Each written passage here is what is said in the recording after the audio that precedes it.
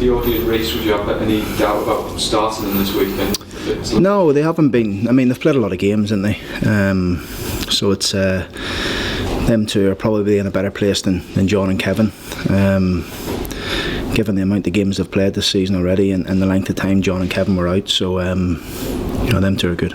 And Martin Samuelson's he ready yet? Martin's going to train tomorrow. He's been on the grass. He's just I think we just got to be careful with Martin.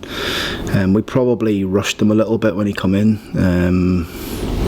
Thinking back about it, he's had the full season in Norway. He's had a little break, then he's had a couple of weeks at West Ham, then he's come to us, and the circumstances we try to get him up to speed quicker than we, that in hindsight we probably should have done, but we were where we were, and we just tried to get him up to speed with the group, and ultimately that's caused him a little problem with his calf, but he's close.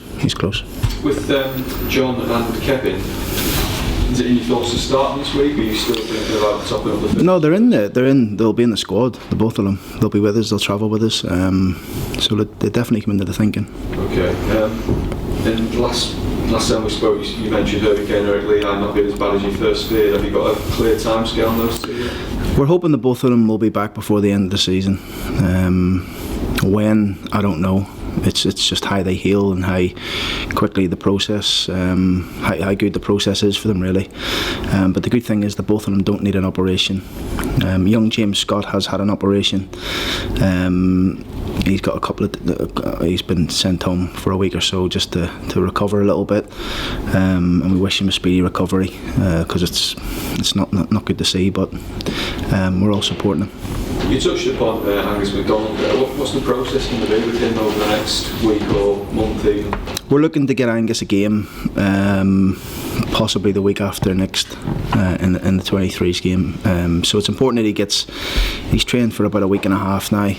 It's important he gets a few weeks and a bit of base conditioning behind him by training with us every day, and then we'll try and get him into the 23s and get him back involved. And he's chomping at the bit to get back, bless him, and he's just got to be careful.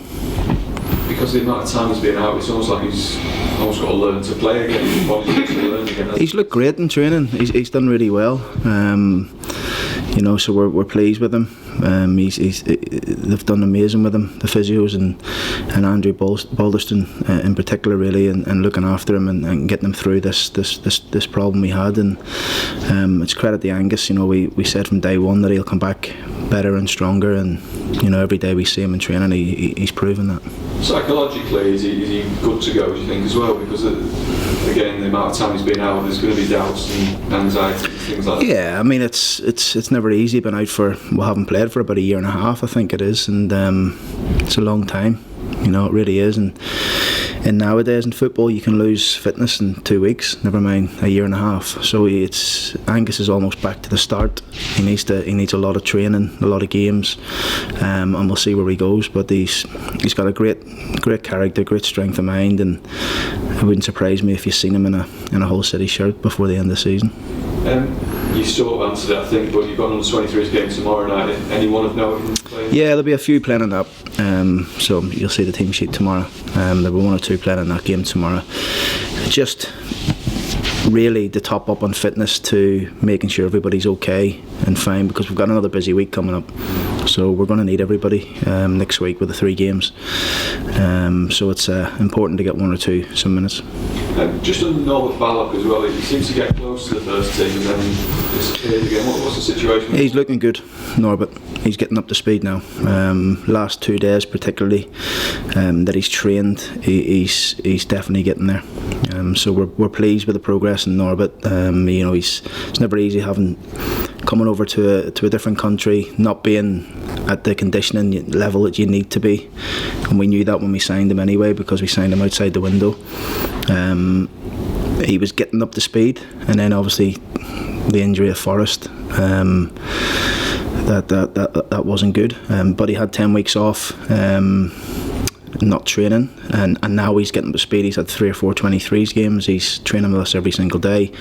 He's working hard, even last week he was working hard here on Saturday morning when we came in for pre-match, just running and trying to get up to the intensity that we need him to get to. In the last couple of days he showed that much better, and we've been pleased with his progress.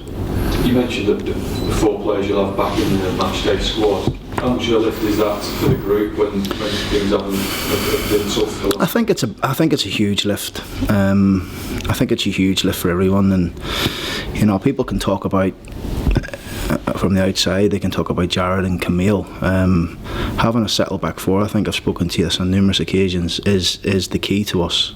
It really is. And first 10 to 12 games we were win 1, lose 1, draw 1, win 1, lose 1, draw 1. We didn't have any consistency in the back 4. We were kept chopping and changing. That was because of little niggles and knocks and injuries to 1 or 2.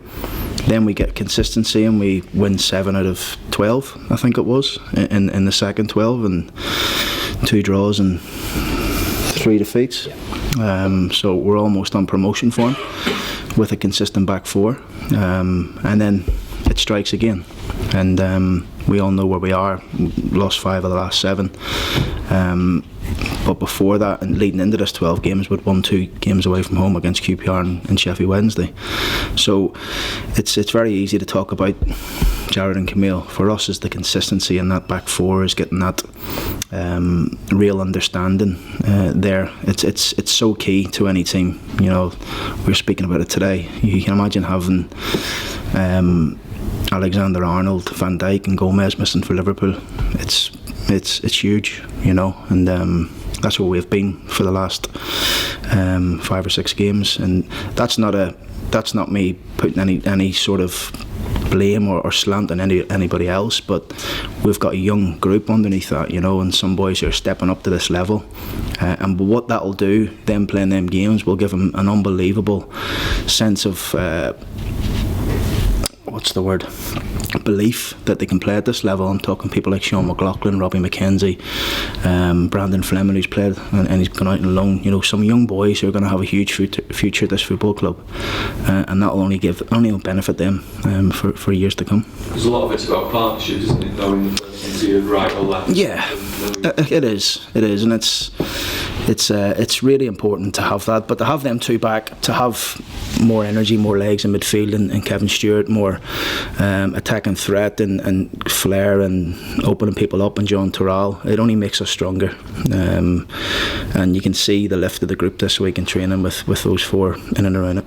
Is Jordi and Reece in your mind still your first choice partnership, or has what you've seen in the last month or so given you food for thought? Yeah, I think what you've seen in the last month or so is a young lad who's come over from Cork, who's had a really good 6 months at St Mirren, and they spoke highly of him.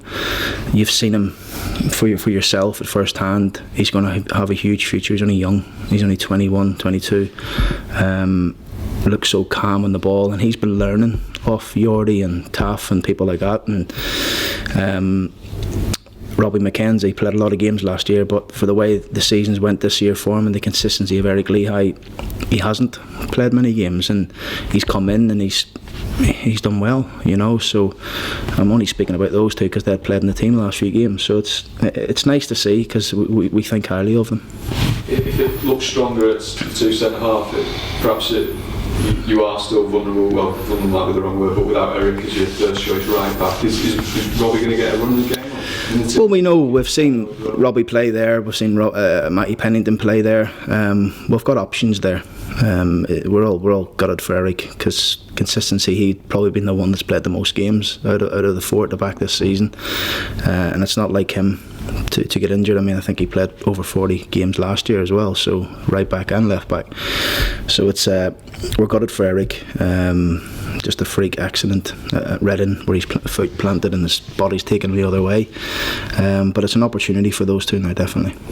I wondered if any of this has taken a toll on George Long in terms of his own confidence and belief when a goalkeeper's having to pick the ball out of his net a lot. Have you seen any difference in him? No, I think George has been great. I think he's been one of the most consistent performers for us this season.